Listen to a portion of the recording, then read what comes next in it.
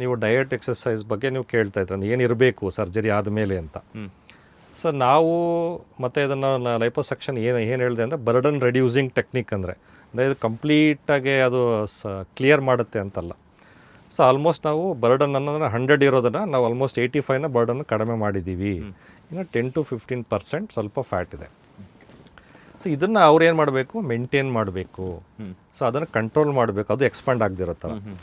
So ಅದಕ್ಕೆ ಹೇಗೆ ಅಂತ ಹೇಳಿದ್ರೆ ಡಯೆಟ್ಟು ಮತ್ತು ಎಕ್ಸಸೈಸು. ಇಲ್ಲಿ ನಾವು ಪ್ರಾಕ್ಟಿಕಲಿ ಮ್ಯಾನೇಜಬಲ್ ಸಿಚುವೇಶನನ್ನು ಅವ್ರಿಗೆ ಕೊಡ್ತಾ ಇದ್ದೇವೆ.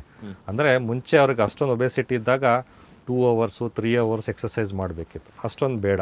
ಒಂದು ಹಾಫ್ ಆನ್ ಅವರ್ ಎಕ್ಸಸೈಸ್ ಏನೇ ಇರ್ಬೋದು ಡೈಲಿ ಫಾರ್ ಎನರ್ಜಿ ರೀಸನ್ಸ್ಗೆ ಮತ್ತು ಮೇಂಟೆನೆನ್ಸ್ ರೀಸನ್ಗೆ ಒಂದು ಹಾಫ್ ಆನ್ ಅವರ್ ಎಕ್ಸಸೈಸು.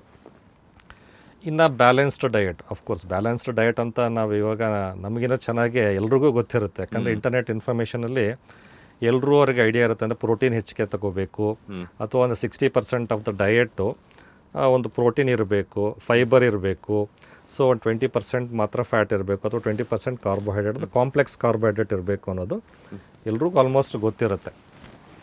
ಆ ಬ್ಯಾಲೆನ್ಸ್ ಡಯಟನ್ನು ಫಾಲೋ ಮಾಡೋದು, ಮತ್ತು ಈ ಒಂದು ಹಾಫ್ ಆನ್ ಅವರ್ ಎಕ್ಸಸೈಸ್. ಯಾಕಂದರೆ ಹಾಫ್ ಆನ್ ಅವರ್ ಎಲ್ಲರೂ ಮಾಡ್ಬೋದು.